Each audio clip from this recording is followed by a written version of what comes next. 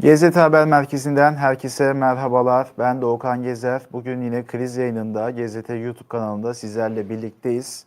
Bilindiği üzere dün gece saatlerinden itibaren İsrail'in İran'a yönelik saldırıları, bugün yapılan saldırılar ve dün gece yapılan saldırıların aslında yansımaları çok konuşuldu. Konuşulmaya da devam ediyor ve aslında böyle de bitecek gibi gözükmüyor. Hem İsrail'in saldırıları, Amerika Birleşik Devletleri'nin de açıklamalarıyla daha da artacağı sinyali gelirken diğer yandan İran'ın da e, cevabının ne olacağı belli bir cevap verip vermeyeceği aslında çok konuşuluyor. Tabii konunun uzmanı İRAM araştırmacısı Oral Tuğal konuğumuz. Kendisi hem Gezi'deki YouTube kanalındaki çalışmalarında hem akademik çalışmalarında bu süreci aylar öncesinde aslında bizlerle paylaşmıştı. Yayın sonrası YouTube kanalımızda Oral Hoca'nın bu çalışmalarını da izleyebilirsiniz. Gerilimi çok yakından takip etti. Kendisine hem sıcak gelişmeleri soralım hem bundan sonra ne olacağını hem de Türkiye'nin sürece yakınlığı, etkisi ya da Türkiye'ye olan etkisinin ne olacağını kendisiyle konuşuyor olacağız. Konumuz yayına geldiğinde. Hocam hoş geldiniz. Merhabalar, hoş bulduk Doğukan Bey. İyi yayınlar. Teşekkürler. Aslında aylardır sizlerle konuştuğumuz hem yayınlarda hem yayın önce sohbetlerimizde konuştuğumuz bir konuydu. Bizim için sizin de yönlendirmenizde çok da sürpriz olmadı ama birçok kişi için sürpriz oldu. Siz bu son saldırıyı dün geceden itibaren olan gelişmeyi nasıl yorumlayarak başlayabilirsiniz? Daha henüz bir şey bitmedi. Saldırılar devam ediyor. Şu an Tebriz çok sert vuruluyor mesela. İsrail tam bir hava üstünlüğü sağlamış durumda ve İran'ın verebileceği her türlü cevabı öncesinde görüp hemen daha tehdit oluşmadan imha ediyor. Yani füze kapasitelerinin zaten bir bölümü vuruldu, yok edildi. Şimdi de çeşitli yerlerde kıpırdanmalar olduğunda, bir füze rampası hazırlandığında veya işte bir drone vesaire hazırlığı yapıldığında İsrail hemen anında müdahale olarak tespit ediyor dronlardan ve oraya ilgili saldırıyı gerçekleştirerek o füze daha yerinden çıkmadan vuruyor. Bu da İsrail'in tırnak içerisinde dersinde çok iyi çalıştığını gösteriyor. Yani nokta nokta nerede ne var, hangi savunma sistemi tarafından korunuyor, nasıl bir sistem içerisinde hepsinin tek tek çalışıldı. Ki zaten bunlar da açık kaynaklara düşmüştü. Yani Mart-Nisan ayı boyunca daha önce sizlerle de konuşmuştuk. CENTCOM komutanıyla İsrailliler Tel Aviv'de birkaç kez bir araya gelerek zaten bu İran'ın olası cevabının neler olabileceğini senaryolarını çalışıyorlardı. Dolayısıyla şu an 3 aşamalı saldırının ikinci aşaması gerçekleşti. Neydi bu? Hibrit bir saldırı modeli, Lübnan modeli diyebileceğiniz bir model aslında şu an belirlendi. Hatta biraz daha geriye gidip biraz dağıtmış gibi olacağım ama anlaşılması için önemli bence. Aksa tufanı meselesinden sonra 7 Ekim saldırıdan sonra İsrail bu saldırıyı kaldıraç olarak kullanırken aslında zaten Hamas'ın üzerine yürürken de, Hizbullah'ın üzerine yürürken de, son olarak Yemen'de Husilerin üzerine yürürken de aslında İran üzerine yürüyordu. Yani kademe kademe çevresindeki bütün tehditleri bertaraf ederek nihai hedef olan İran'ın nükleer kapasitesi, füze kapasitesi bunları yok edecek şekilde bir tasarımın içerisindeydi. Bunun da geçmişi 2018'e kadar gidiyor. Tabii şimdi oralara girmeyelim ama güncel kalmak bağlamında şunu söyleyebilirim. İlk olarak sabotajlar görüleceği söyleniyordu zaten. Aynen Lübnan'daki gibi pager saldırısı mesela burada örnekleyebiliriz. Sonrasında suikastlerin takip edeceği ve sonrasında ağır bir hava saldırısıyla bir sistemik felce gidileceği çalışmaları vardı.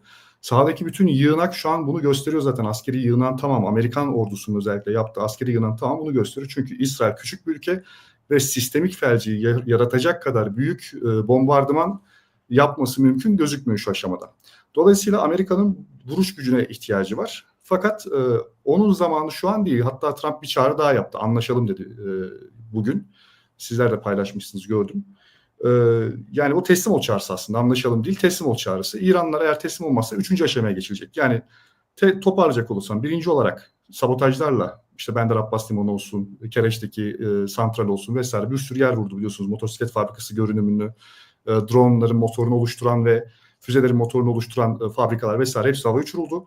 2 gün önce bu şehirdeki liman havaya uçuruldu vesaire. Şimdi DMO'nun bütün yönetim kademesi, şimdi Kani'nin de öldüğü söyleniyor. İsmail Kani, Kudüs Gücü Komutanı. Hacızade gibi çok çok önemli. Belki Kasım Süleyman'la yarışabilecek çapta ki zaten bu bilinen bir şeydi. Yani Hacizade'nin hatta konuşmamızda Hacizade öldürecekler diye açıkça söylemiştim ben size hatırlarsanız. O da öldürülmüş durumda. Yönetim kademesinin tamamı yok edildi ve DMO şu an felç hale getirildi. Bu ikinci aşama olan suikastlar aşaması. Bunu şeye benzetebiliriz. Nasrallah'ın A takımı nasıl öldürüldü? Sonrasında Nasrallah öldürüldü. Gene aynı şekilde burada da bir A takımı imha. Geldim mi sanırım? İnternetim gitti geldi galiba. Burada Evet, da gitti bir A geldi. takım imhası söz konusu. Hocam burada parantez Buyurun. açsak bir dün geceki saldırı için hem hedef alınan isimleri sormak istiyorum önemini. Çünkü evinde aslında konakladığı yerde hatta yatak odasında direkt imha edildi Evet. saldırı sonrasında o bölgeler. Bir de saldırı yöntemini İsrail de paylaştı. İran içerisinde bir drone üretim tesisi kurduğu, yönetim tesisi kurduğu, o İran içerisinde bu saldırıyı yaptığını gördük Mossad ajanlarının. Bunu nasıl Evet. yorumlarsınız? Aslında işte oraya geleceğim. Yani bu işte suikastler meselesi baktığımızda, yöntemine baktığımızda, hatta vuruluştan sonraki görüntülere, o binaların görüntülerine baktığımızda Haniye'nin de aynı şekilde öldürüldüğünü görüyoruz. Yani İran bundan hiç ders almamış. İran Haniye suikastinden gerçekten hiç ders almamış. Çünkü bak aynı şekilde nokta atışı bir odada konaklayan bir kişinin başka hiçbir yere isabet etmeyecek şekilde vurulduğunu, hatta anlayamamıştık ilk başta. Füze mi vurdu, içeriden bir bomba mı oldu vesaire. Demek ki İsrail bu kapasiteyi çok öncesinde elde etmiş ve bu kapasiteyi bizim bildiğimiz ilk olarak, eğer başka bir suikaste kullanmadıysa ya da en üst düzey anlamda ilk suikast olan Haniye'de kullanmış. Benzer bir paterni şu an şeyde gördük. Öldürülen isimlere geldiğimizde ise Erteş'e dokunmadılar. Yani İran'ın düzenli ordusuna dokunmadılar. Devrim muhafızları ordusu üzerinde inisiyatif kullanabilecek, kahramanlaştırılmış, gazetelerde demeçler veren, gazetelerde varlık gösteren, sürekli hemen her gün boy boy resimleri olan insanlar öldürüldü. Bir tek sanırım Tenksiri bunlar içerisinde hem ünlü olup hem hayatta kalan isimlerden bir tanesi. Deniz Kuvvetleri Komutanı, Devrim Muhafızları'nın Deniz Kuvvetleri Komutanı sanırım İsmail Kani Şemhani'den bahsediliyor. Şemhani teyitlendi mi çok emin değilim. Teyitlendi galiba o da. O da çok önemli bir isim. Şemhani İran'ın en önemli güvenlik yapılanması olan İran Milli Güvenlik Yüksek Konseyi'nin başkanlığı yapmış. Uzun süre İran güvenliğinin bir numaralı söz sahibi isimlerin bir tanesi olmuş bir isimdi. Biraz da toz bulutu daha olduğu için teyitler konusunda, ama bildiğimiz teyitlenen Hacızade teyitlendi. Bu gerçekten çok önemli bir isimdi. Bagheri teyitlendi, Genelkurmay Başkanı. Yine aynı şekilde özellikle 2016'da füze otonom sistemleriydi yanlış hatırlamıyorsam. Gene Bagheri'nin bayağı bir etkisi var bu noktalarda. Bunlar hani gerçekten efektif, bu şeylerin inşasında, silah kapasitesi inşasında efektif olan isimlerdi. İnisiyatif alacak isimler yok edilince sahadaki unsurlarda da kendileri inisiyatif alamadıkları için kolay kolay şu an bir felç durumu söz konusu devrim muhafızları ordusu içerisinde. Hocam peki buradan Türkiye üzerine gelirsek, yani iki başlık aslında açmak istiyorum. Birincisi bölgedeki Türk nüfusu nasıl etkilenir, ne bekliyor o tarafı? İkincisi Türkiye'yi, Türkiye sınırlarını ne bekliyor? İkisini ayrı ayrı yanıtlarsak nasıl değerlendirebiliriz? Şimdi İran'da Türklük algısı hep konuştuğumuz gibi, burada 10-10'da da yaptığımız üzere tam aslında Türkiye'den görüldüğü gibi değil. İran Türkleri İran'ı severler ve kendileri İranlı olarak görürler. Şah İsmail'i, Şah Tahmas'ın torunlarıyız, çocuklarıyız olarak görürler. Bütün İran'ın sahipleri olarak görürler. Oradaki Farslarla olan itiş kakışı aslında Farsların Türk kimliğini İranilikten dışlamasından ileri gelmektedir ekseriyetle. Ama tabii ki bu dahil bütün genellemeler yanlış olduğu için farklı farklı fraksiyonlar, farklı farklı gruplar söz konusu. Fakat mesela Urmiye'de şu an ciddi bir sürtüşme durumu söz konusu. Kürtler ve Türkler arasında. Özellikle Urmiye Gölü'nün kuruması, oradaki Kürt aşiretlerinin kaçakçılık üzerinden başka türlü yollarla zenginleşmesiyle oradaki yerel Türk unsurlarının rahatsızlıkları ve daha birçok konu sebebiyle bu gruplar arasında, özellikle Kürt ve Türk grupları arasında ciddi bir sürtüşme durumu söz konusu. Keza İran'da Türk dendiği zaman sadece Azeriler akla gelmemeli. Kaşkaylardan Türkmenlere kadar çok ciddi Türk gruplar da söz konusu. Şimdi Türkiye ile alakalı kısma geldiğimizde ise şunu söyleyebilirim. Üçüncü aşamaya geçilip geçilmeyeceği burada çok önemli. Eğer sistemik bir felce gidilirse, ne demek istiyorum? 1991 Körfez Harekatı'na benzer bir şey yaşanırsa, petrol kuyularından enerji tesislerine kadar her yerine vuruldu. İran'ın tabiri caizse eğer ekmeğe muhtaç kaldı İranlıların. Gerçekten çok zor günler yaşayacağı bir devlet sisteminin çökertildiği bir noktaya gidilirse, bu beraberinde en basit aklıma gelenleri hemen hızlıca sayayım. Etnik gerilimleri zaten patlatmaya çok müsait şu aralar. Çok gerginlik söz konusu. Mesela Urmiye'de patlayacak olan bir sınırımızda, çünkü Urmiye direkt Türkiye sınırında. Gerginlikte Türkiye nasıl bir pozisyon alacak? Bu önemli mesela. Eğer Azerbaycan Türklere destek verecek şekilde bir pozisyon alırsa Türkiye gene nasıl bir pozisyon alacak? Bir başka soru. Keza Ahvaz tarafında Araplar parçalanmak isterse, diğer Araplarla birleşmek isterse gene Türkiye'nin pozisyonu ne olur? Ama belki de daha önemlisi şöyle bir şey var. Mülteci meselesi. Sadece İran'dan gelecek İranlılardan öte İran'ın Rus işgalinden beri 40 yıldır ciddi bir Afgan mülteci problemi var ve çoğu kimliksiz, zor işlerde çalışan, zor şartlarda hayatta kalmaya çalışan insanlar. Şu an İran'da bir devlet sistemi varken, iyi kötü ayaktayken bizim bir Afgan göç sorunumuz vardı malum. Devlet çöktüğü zaman bu 3 milyon ila 4 milyon arası olan insan nüfusu nereye yönelecek? Çünkü bunlar İran doğma büyüme insanlar, kimliksizler ve Afganistan'la bağları zayıf. Dolayısıyla bu insanların sınırlarımızı yığılması ihtimali de göz ardı edilemez ihtimallerden bir tanesi. Şeye hiç girmeye gerek yok. Enerjisiymiş, işte tırlarımızın transit geçişi, Türkistan coğrafyasıyla gitgellerde İran transit yolu olması, Türkmenistan petrolünün ve işte gazının bize İran üzerinden gelmesi gibi çok kalem, turizm vesaire hepsini katabildiğiniz çok katmanlı kalemlerde Türkiye'yi ciddi anlamda sorunlar bekler. O yüzden bu konuda çok çok dikkatli ve temkinli olmak gerekiyor. Hocam peki diğer bir başlık konuyla ilgili nükleer meselesi aslında. Tüm uluslararası toplumun da bu konuya eğilmesinin, işte İsrail'in müdahale yapmasında getiren bir gerekçe olan nükleer tesisler meselesi. Şimdi birincisi dünkü saldırıda ya da önümüzdeki aşamalarda nükleer tesislerin hedef alınması mümkün mü, ihtimal mi? Alınırsa nasıl bir senaryoyla karşılaşırız sahada? Nasıl yorumlayabiliriz? Tesisler büyük ölçüde vuruldu. Natanz başta olmak üzere birçok tesis vuruldu. Fakat İran mozaik savunma konsepti gereği ki bunu da GZT'de gene bir başka videoda ele almıştık savunma doktrinlerini İran'ın. Bütün yumurtaları bir sepete koymadı hazırlanırken. 2000'lerin başında başladı bunu. Sadece nükleer için değil yani DMO'yu da organize ederken, il vilayet organize ederken buna göre organize etti. Çeşitli özellikler verdi vesaire. Ama İran hep bir kara harekatın, işgal harekatına hazırlanacakmış gibi de düşündüğünden biraz da bunu gerçekleştirdi. Şu anki başka bir konseptle karşı karşıyalar ve gideremiyorlar hava açığını. Bu başka bir konu. İran'ın kapasitesini, know-how'ını bitirmek çok da kolay değil. İşte zaten bugünkü nükleer bilim adamlarına yapılan suikast de biraz bu know-how'a yönelik yapılan bir suikast. Yani İran'ın know-how konusunda hani bilgiyi bizden alamazsınız bir tavrı vardı son bir aydır yaptığı açıklamalarda. Gerçekten de hani bu İran'ı geciktirebilir ama nükleer kapasitesini bitirebilir mi soruları hep yıllardan beri uzmanlar tarafından sorulmaktaydı.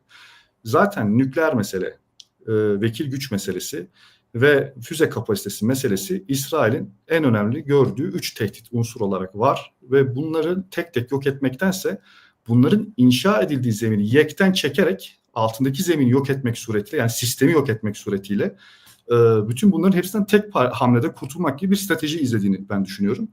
Ama dediğim gibi bunu yapabilmesi için de Amerika'nın vuruş gücüne ihtiyacı var. O da şimdi bugün Trump'ın açıkladığı işte anlaşma yapın yoksa kötü olacak, daha da kötü olacak sözü Amerika'nın hangi noktada bu devreye gireceğini gösterir nitelikte. Peki İran'ın tarafına bakarsak bu tür saldırıda hep bir beklentim oluyor. Saldırıya cevaben aslında zaten normal şartlarda da iki ülke arasında bu tür şeyler yaşandığında ya misile karşılık verilir ya benzer bir oranda karşılık verilir. Dün de bir İran'dan müdahale olduğu gibi gözüktü ama genelde zayıf olduğunu da görebiliyoruz aslında çıktısına baktığımızda. Şimdi İran'dan nasıl bir hamle bekliyorsunuz? İran hamle yapmaya çalışıyor ama yapmaya çalıştıkça dediğim gibi az önce de İran, İsrail hava unsurları hamle anında yok ediyorlar. Yani tehdit oluşmadan nereden geliyorsa havalimanındaysa havalimanını vuruyorlar. Füze rampası çıkartılıyorsa bir yerden o rampa vuruluyor. Sürekli olarak İsrail'in dronları şu an İran hava sahasına dönüyor ve herhangi bir hareketi hızlıca tespit edip yok ediyorlar. Çünkü İsraililer 30 yıldır İran'ı çalışıyorlar ve İran'da nereye bakmaları gerektiğini çok iyi biliyorlar. Hangi noktalara bakmaları gerektiğini, nereden ne gelebileceğini, ne çıkabileceğini, oradan içinde ne barındırdığını, kaç envanterinin ne olduğunu çok net bir şekilde çıkartmış durumdalar. Dolayısıyla şu an İran zaten bunların emrini verecek iradeyi kaybetmiş durumda. Yani bu bahsettiğim komutanlar önemli isimlerdi ve bu iradeyi kaybettiler. Öteki taraftan şimdi çırpınışlar olsa da zayıf kalıyor ve şu an tek bir füze dahi gönderememesinin sebebi tam olarak hava üstünün tam anlamıyla İsrail elinde olmasından kaynaklı.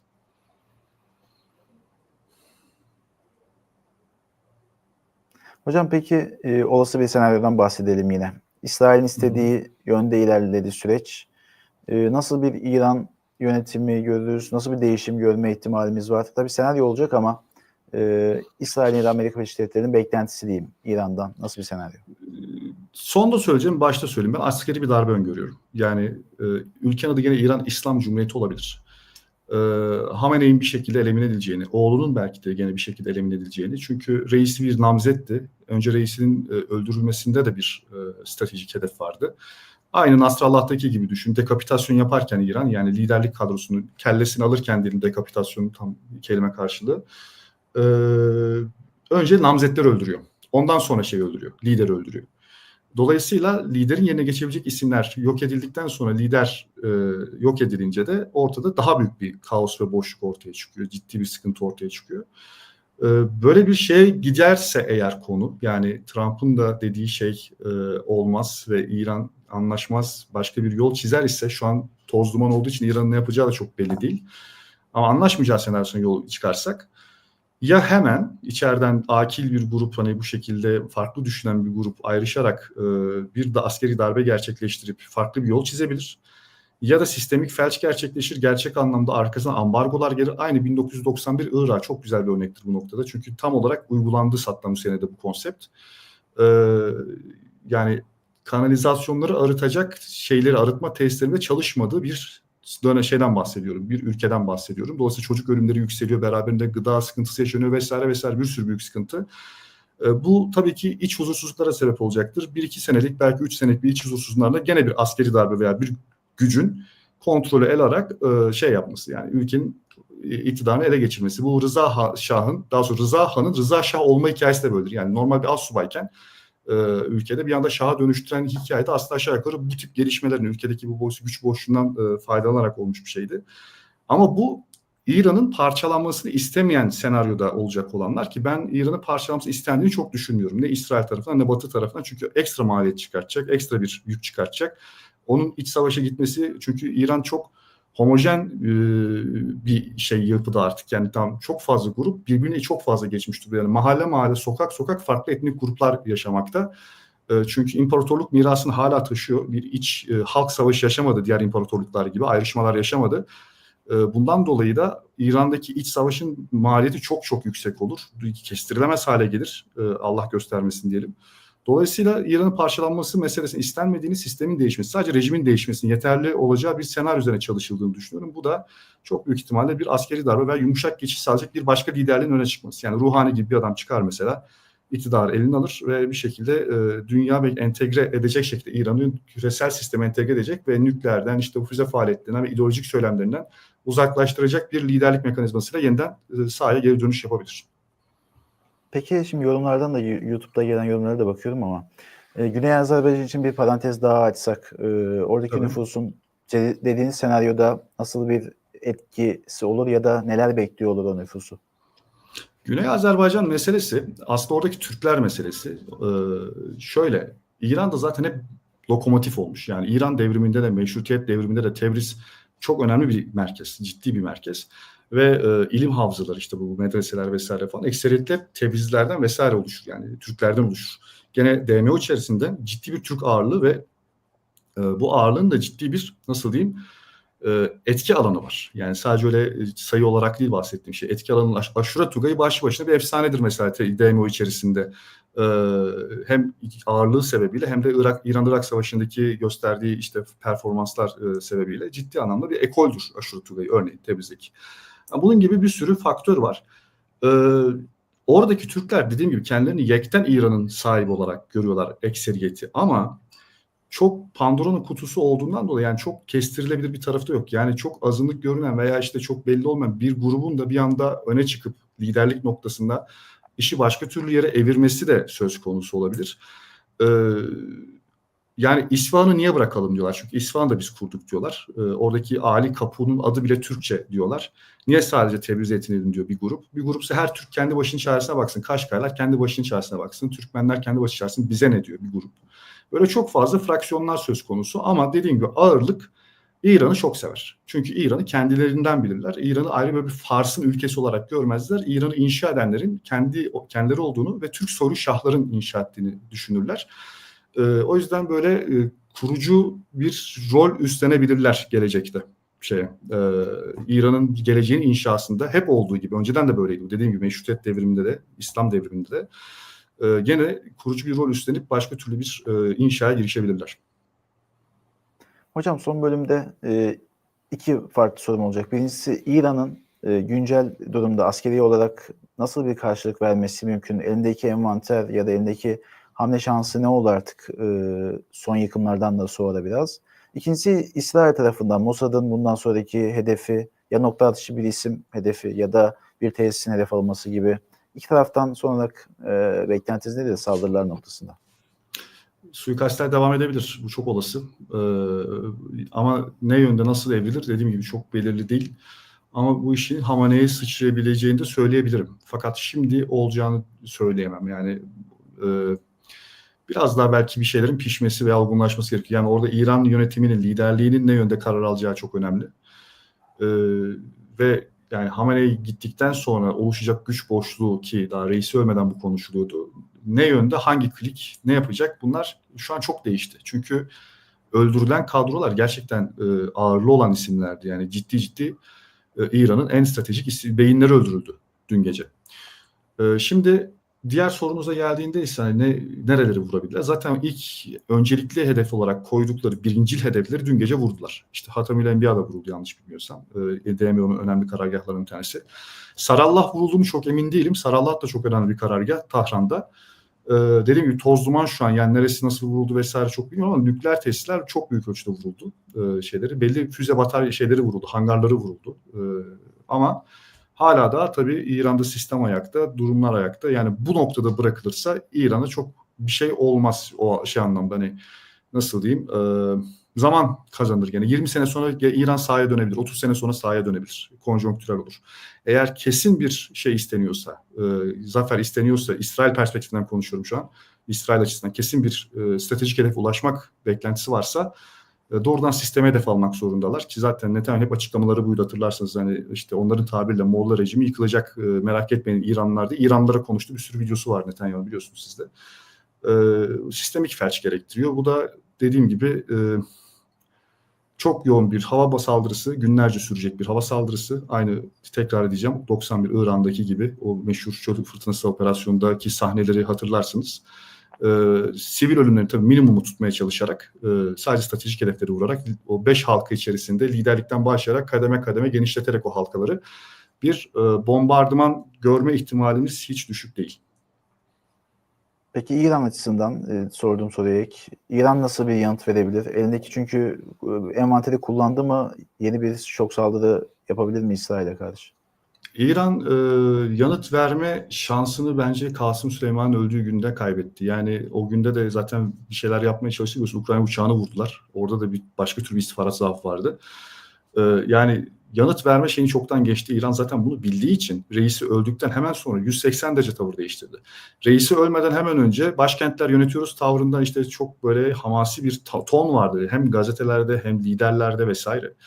Reisi öldükten hemen sonra şaşırtacak derecede hızlı bir şekilde Cevat Zarif'i bile sahaya sürdüler ki yani Cevat Zarif'i muhafazakarlar hiç sevmezler ki görevden aldırdılar, zorla istifaya zorladılar.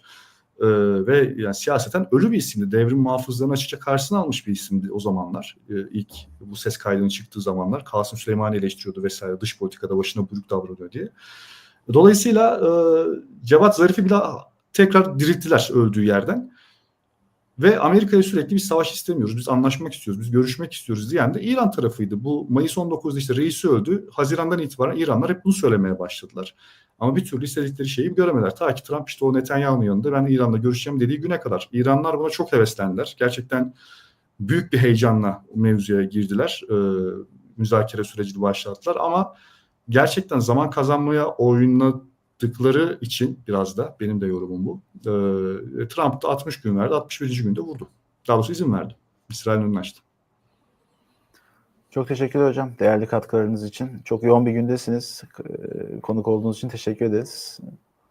Bilakis ben çok teşekkür ederim konuk aldığınız için. İyi yayınlar diliyorum. Başarılar. Teşekkürler. İran araştırmacısı Oral Toğa konuğumuzdu. Kendisini Gezde'deki YouTube kanalındaki yayınlarından bilirsiniz ve bu yayın sonrası da tavsiyem son döneme ilişkin Oral Hoca'nın Gezde'de yaptığı işleri takip etmeniz. Aynı zamanda sosyal medya hesabından da sıcak gelişmeleri Twitter hesabından paylaşıyor. Yine takip etmenizi de önerelim. Gezde Haber Merkezi'nde kriz yayınımız devam ediyor. Hem bugün hem hafta sonu sıcak gelişmeler oldukça sizlerle bu ekrandan tekrardan haberleri paylaşmaya devam edeceğiz diyelim, noktalayalım.